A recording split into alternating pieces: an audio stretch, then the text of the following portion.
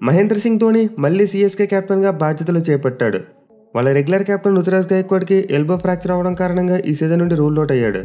అయితే అతనికి ఆర్ఆర్తో మ్యాచ్ అప్పుడు ఇంజరీ అయితే ఇప్పుడు ఎందుకు రూల్ అవుట్ అయ్యాడు, మధ్యలో 2 మ్యాచెస్ ఎందుకు ఆడాడు? అలాగే ఈరోజు చెన్నై చెపాక్ స్టేడియంలో సిఎస్కే టీం కంబ్యాక్ చేయగలదా? ధోని కెప్టెన్సీలో కేకేఆర్ టీం ఓడించి మళ్ళీ విజయాల బాట పడతారా? ఇవన్నీ తెలుసుకోవాలంటే మనమైతే ఇప్పుడు మ్యాచ్ యొక్క ప్రివ్యూ చూసేయాలి. ముందుగా సిఎస్కే కెప్టెన్సీ గురించి మాట్లాడుకుందాం. రుతురాజ్ గైక్వాడ్ అయితే ఆర్ఆర్తో జరిగిన మ్యాచ్లో ఇంజరీ అయ్యాడు. తుషార్ దేశపాండే వేసిన ఒక షార్ట్ బాల్ తన ఎల్బోకి చాలా గట్టిగా తగిలింది. అంటే దెబ్బ తగిలిన తర్వాత అతను చాలా పెయిన్ ఫీల్ అవడం చూసాం. ఇన్ఫాక్ట్ అసలు ఇంజరీ తర్వాత నెక్స్ట్ మ్యాచ్లో అతని అవైలబిలిటీ మీద క్వశ్చన్ మార్క్స్ వచ్చాయి. సిఎస్కే టీం డీసీతో మ్యాచ్ ఆడే టైంలోనే ధోని కెప్టెన్గా వస్తాడని చెప్పి కొన్ని వార్తలు వచ్చాయి. బట్ రుతురాజ్ గైక్వాడ్ ఆ మ్యాచ్తో పాటు నెక్స్ట్ పీబీకేఎస్తో జరిగిన మ్యాచ్లో కూడా ఆడాడు. కానీ ఇప్పుడు చూసుకుంటే అతని ఎల్బో ఫ్రాక్చర్ కారణంగా కంప్లీట్లీ సీజన్ మొత్తం నుంచి రూల్ అవుట్ అయ్యాడు. అసలు యాక్చువల్గా ఏం జరిగిందంటే గైక్వాడ్కి ఇంజరీ అయిన వెంటనే ఇనీషియల్గా ఎక్స్రేస్ తీయించారంట. బట్ ఎక్స్రేస్ లేదు క్లారిటీగా తెలియలేదంట. దీనివల్ల రుతురాజ్ గైక్వాడ్ కొన్ని పెయిన్ కిల్లర్స్ వేసుకుని మ్యాచెస్ ఆడేశాడు. అంటే లాస్ట్ 2 మ్యాచెస్లో తన ఎల్బోకి పెయిన్ ఉన్నా సరే ఆ పెయిన్తోనే ఆడాడు. బట్ ఇప్పుడు చూసుకుంటే అతనికి ఎంఆర్ఐ స్క్వాడ్లో ఎల్బో ఫ్రాక్చర్ అయినట్టు వచ్చింది. ఈ విషయాలని సిఎస్కే హెడ్ కోచ్ స్టీఫెన్ ఫ్లెమింగే చెప్పారు. రుతురాజ్ గైక్వాడ్ లాస్ట్ 2 మ్యాచెస్లో పెయిన్తోనే ఆడాడు. బట్ ఇప్పుడైతే అతను అన్ఫార్చునేట్లీ తప్పుకోవాల్సి వచ్చిందని చెప్పాడు.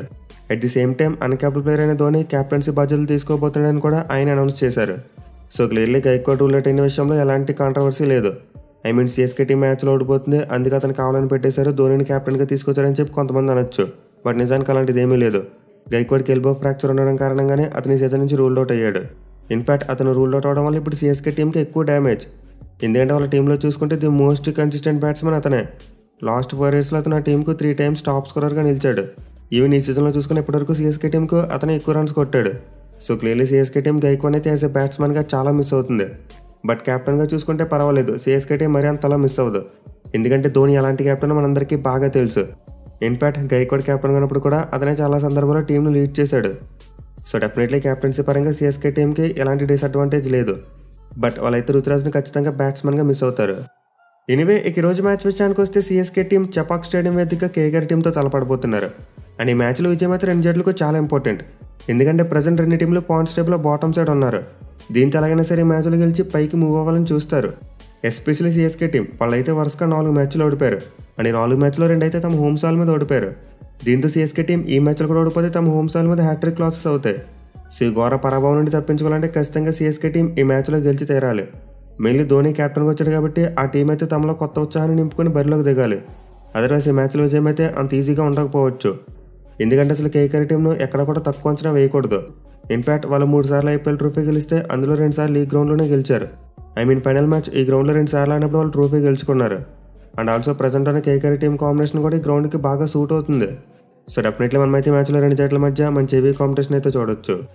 అయితే హెడ్ టు హెడ్ రికార్డ్ విషయానికి వస్తే మాత్రం CSK team the upper hand. ఇప్పటివరకు ఐపీఎల్ 2 జట్లు మొత్తం 30 మ్యాచ్లో తలపడితే సిఎస్కే టీం 19 మ్యాచ్లో గెలిచింది. బట్ కేకేఆర్ టీం 10 మ్యాచ్లోనే గెలిచారు. లాస్ట్ 5 మ్యాచ్లో చూసుకున్న సిఎస్కే వాళ్ళది కాస్త డామినేషన్. వాళ్ళు 3 గెలిస్తే కేకేఆర్ టీం 2 గెలిచారు. Most importantly last year KKR team ఛాంపియన్స్గా నిలిచినప్పటికీ సిఎస్కే టీంని మాత్రం బీట్ చేయలేకపోయింది లీగ్ స్టేజ్లో. డెఫినెట్లీ సిఎస్కే టీంకి అయితే సైకలాజికల్ అడ్వాంటేజ్ అయితే ఉంటుంది. బట్ ప్రజెంట్ కేకేఆర్ టీం యొక్క ఫామ్ చూసుకుంటే మాత్రం ఒక ప్యాటర్న్ ఫాలో అవుతున్నారు. అదేంటంటే ఫస్ట్ మ్యాచ్లో ఓడిపోయారు, బట్ సెకండ్ మ్యాచ్లో గెలిచారు, మళ్ళీ థర్డ్ మ్యాచ్లో ఓడిపోయారు, కానీ అగైన్ 4th మ్యాచ్లో గెలిచారు. అండ్ ఇప్పుడు మళ్ళీ రీసెంట్గా చూసుకుంటే తమ లాస్ట్ మ్యాచ్లో ఓడిపోయారు. ఈ ప్యాటర్న్ ప్రకారం చూసుకుంటే కేకేఆర్ టీం మ్యాచ్లో గెలవాలి, కంబ్యాక్ చేయొచ్చు. అండ్ ఆల్సో ముందు చెప్పుకున్నట్టు సిఎస్కే టీం కూడా ధోని క్యాప్టెన్సీలో సరికొత్త ఉత్సాహంతో బరిలోకి దిగుతారు. దీంతో మనమైతే మరీ 1 సైడ్ మ్యాచ్ని చూడకపోవచ్చు. ఖచ్చితంగా ఒక మంచి ఎగ్జైటింగ్ మ్యాచ్ని మనం విట్నెస్ చేయడానికి ఎక్కువ అవకాశాలు ఉన్నాయి. ఈ మ్యాచ్ ఆడబోయే చెపాక్ స్టేడియం యొక్క పిచ్ రిపోర్ట్ చూసుకుంటే చాలా వరకు మిస్టీరియస్గా కనిపిస్తుంది. అంటే గతంలో ఉన్నట్టు మరీ అంత స్లోగా ఉండట్లేదు. మెయిన్లీ ఆడ చూసాం సిఎస్కే టీం ఆడిన 2 మ్యాచ్లో కూడా అపోనెంట్స్ ఆల్మోస్ట్ 200 రన్స్ స్కోర్ కొట్టారు. ఖచ్చితంగా చెపాక్ పిచ్ అయితే చాలా వరకు బ్యాటింగ్ ఫ్రెండ్లీగా మారిపోయింది. బట్ ఈ వికెట్ ట్రూ నేచర్ చూసుకుంటే మాత్రం అంతగా మారినట్టు కనిపించట్లేదు. మ్యాచ్ ప్రోగ్రెస్ అయ్యే కొద్దీ ఆ స్లోనెస్ అయితే కనిపిస్తుంది. ఈవెన్ సిఎస్కే టీం తమ ఫస్ట్ మ్యాచ్లో ముంబై టీం మీద గెలిచినప్పటికీ చూసాం మనం, వాళ్ళైతే స్ట్రగుల్ అయ్యారు మిడిల్ ఓవర్స్లో. Definitely still Chennai Chepauk pitch మీద అయితే స్లోనెస్ ఉంటుంది. బట్ ఆ స్లోనెస్ అనేది ఎక్కువగా మ్యాచ్ ప్రోగ్రెస్ అయ్యే కొద్దీ ప్లేలోకి వస్తుంది. గ్రౌండ్ యొక్క స్టాట్స్ విషయానికి వస్తే ఇప్పటివరకు మొత్తం 88 ఐపీఎల్ మ్యాచెస్ జరిగాయి. అండ్ 88 మ్యాచ్ల్లో ఫస్ట్ బ్యాటింగ్ చేసిన టీం 51 మ్యాచ్లో గెలిస్తే చేస్ చేసిన టీమ్స్ 37 మ్యాచ్లో గెలిచాయి. అలాగే గ్రౌండ్లో ఫస్ట్ ఇన్నింగ్స్ యావరేజ్ స్కోర్ చూసుకుంటే 164 రన్స్గా ఉంది. క్లియర్లీ స్టాట్స్ బట్టి ఫస్ట్ బ్యాటింగ్ చేసిన టీంకి అడ్వాంటేజ్ కనిపిస్తుంది. ఇన్ఫాక్ట్ ఈ గ్రౌండ్లో చివరి ఆడిన 5 మ్యాచ్లో చూసుకుంటే 3 సార్లు ఫస్ట్ బ్యాటింగ్ చేసిన టీమే గెలిచారు. ఖచ్చితంగా ఈ గ్రౌండ్లో ఫస్ట్ బ్యాటింగ్ చేయడం చాలా మంచి option. Even though dew factor ఉన్నప్పటికీ ఫస్ట్ బ్యాటింగ్ చేసి ఆ 190 స్కోర్ దాటగలిగితే ఈజీగా గెలిచేందుకు అవకాశాలు ఉంటాయి. మెయిన్లీ సిఎస్కే టీం లాస్ట్ 4 ఇయర్స్లో 175+ టార్గెట్స్ని చేసి చేయలేకపోయింది. దీంతో వీక్నెస్ని ఎక్స్ప్లాయిట్ చేస్తూ కేకేఆర్ టీం ఫస్ట్ బ్యాటింగ్ చేసి ఒక 200 రన్స్ కొడితే మ్యాచ్ గెలిచేందుకు చాలా ఎక్కువ అవకాశాలు ఉంటాయి. ఎట్ ది సేమ్ టైం నాకు తెలిసి సిఎస్కే టీం కూడా ఈ మ్యాచ్లో చేసి చేయాలని అనుకోదు. వాళ్ళు ఈ గ్రౌండ్లోనే లాస్ట్ 2 మ్యాచెస్లో ఫస్ట్ ఫీల్డింగ్గా తీసుకున్నారు, బట్ 2 మ్యాచ్లో ఫెయిల్ అయిపోయారు. ఈవెన్ తమ లాస్ట్ మ్యాచ్లో కూడా పీపీకేఎస్ టీం మీద చేస్తూనే ఫెయిల్ అయ్యారు. సో దీంతో ఖచ్చితంగా సిఎస్కే టీం కూడా టాస్ కలిస్తే ముందుగా బ్యాటింగే తీసుకోవచ్చు. పైగా మ్యాచ్ సెకండ్ హాఫ్లో డ్యూ ఫ్యాక్టర్ కూడా అంత ఎక్కువగా రావట్లేదు. సో దీంతో మోస్ట్ లైక్లీ మ్యాచ్లో 2 జట్లు కూడా ఫస్ట్ బ్యాటింగ్ చేయడానికి ఎక్కువ ప్రిఫరెన్స్ ఇవ్వచ్చు. ఇక ఈ గ్రౌండ్లో సిఎస్కే టీం రికార్డ్ అయితే చాలా మంచిగా ఉంది. ఈ ఆటదే కాస్త స్ట్రగుల్ అవుతున్నారు. ఈవెన్ ఓవరాల్గా చూసుకున్న కేకేఆర్ టీం మీద కూడా ఈ గ్రౌండ్లో వాళ్ళకి చాలా మంచి రికార్డు ఉంది. 11 మ్యాచ్లు ఆడితే 8 గెలిచారు, 3 మాత్రం ఓడిపోయారు. సో స్టిల్ సిఎస్కే టీంకి అయితే చెన్నై చెపాక్ స్టేడియం తమ ఫేవరెట్ గ్రౌండ్గానే ఉంటుంది. కంచుకోటలోనే ఉంటుంది. బట్ వాళ్ళు ఈ గ్రౌండ్లో తమ లాస్ట్ 2 మ్యాచెస్ ఓడిపోవడం కేకేఆర్ టీంకు కాస్త బూస్ట్ని ఇస్తుంది. అంటే వాళ్ళు కూడా ఈ కంచుకోటను బదులు కొట్టి టెస్ట్ని తిరగరాలని చూస్తారు. ఇన్ఫాక్ట్ IPL 2023లో కేకేఆర్ టీం ఈ గ్రౌండ్లో సిఎస్కే టీంని డిఫీట్ చేసింది. అలాగే ముందు చెప్పుకున్నట్టు లాస్ట్ ఇయర్ వాళ్ళు ఈ గ్రౌండ్లో కప్ గెలిచారు. సో రీసెంట్గా అయితే ఈ గ్రౌండ్లో కేకేఆర్ టీంకి చాలా మంచి మెమరీస్ ఉన్నాయి. దీనివల్ల ఈ మ్యాచ్లో వాళ్ళని ఎక్కడ కూడా లైట్ తీసుకోవడానికి లేదు. ఇక టీమ్స్ విషయానికి వస్తే సిఎస్కే టీం అయితే చాలా స్ట్రగుల్ అవుతుంది. మెయిన్లీ సీజన్లో వాళ్ళ బ్యాటింగ్ అంత మంచిగా లేదు. లాస్ట్ మ్యాచ్లో మాత్రమే పీపీకేఎస్ టీం అయితే కాస్త బెటర్గా బ్యాటింగ్ చేశారు. బట్ అంత ముందు చూసుకుంటే మాత్రం వాళ్ళ బ్యాటింగ్ చాలా దారుణంగా ఉంది. ఎస్పెషల్లీ వాళ్ళకి మ్యాచ్ నుంచి చూసుకుంటే రుతురాజ్ గైక్వాడ్ కూడా అందుబాటులో ఉన్నాడు. దీంతో సిఎస్కే టీంకి బ్యాటింగ్ కష్టాలు మరింతగా పెరగొచ్చు. బట్ ఎనివే లాస్ట్ మ్యాచ్లో ఓపెనర్స్ మంచి స్టార్ట్ అందించారు అండ్ దూబే కూడా లిటిల్ బిట్ ఫామ్లో వచ్చినట్టు కనిపించాడు. దీంతో వాళ్ళతో పాటు మిగతా ప్లేయర్స్ కూడా మంచిగా ఆడితే సిఎస్కే టీం బ్యాటింగ్ మెల్లగా సెట్ అవుతుంది. అయితే అసలు వాళ్ళు ఇప్పుడు గైక్వాడ్ ప్లేస్లో ఎవరిని తీసుకొస్తారనేది ఒక పెద్ద క్వశ్చన్ మార్క్. ఎందుకంటే సిఎస్కే టీం ఇంకా గైక్వాడ్కి రీప్లేస్మెంట్ అనౌన్స్ చేయలేదు. మేబీ చేయకపోవచ్చు కూడా, ఎందుకంటే వాళ్ళ దగ్గర బెంచ్ మీద చాలా స్ట్రెంత్ ఉంది. మెయిన్లీ రాహుల్ త్రిపాఠి లాంటి ప్లేయర్ మళ్ళీ తిరిగి టీంలోకి రావచ్చు. అదర్వైజ్ షేక్ రషీద్ లాంటి ఒక యంగ్స్టర్ కూడా ఆపర్చునిటీ ఇవ్వచ్చు. ఇన్ఫాక్ట్ అని అడిగితే వ్యాన్స్ బడి లాంటి ప్లేయర్ని ట్రై చేస్తే బాగుంటుందేమో. ఎందుకంటే ప్రజెంట్ సిఎస్కే టీంకు బ్యాకప్ కీపర్గా అతనే ఉన్నాడు.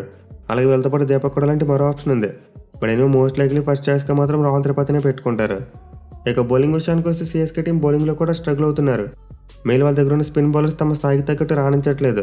ఫస్ట్ మ్యాచ్లో మాత్రమే కాస్త మెరుగులు చూసాం. బట్ ఆ తర్వాత చూసుకుంటే వాళ్ళ స్పిన్నర్స్ ఒక్క మ్యాచ్లో కూడా కలిసికట్టుగా రాణించలేదు.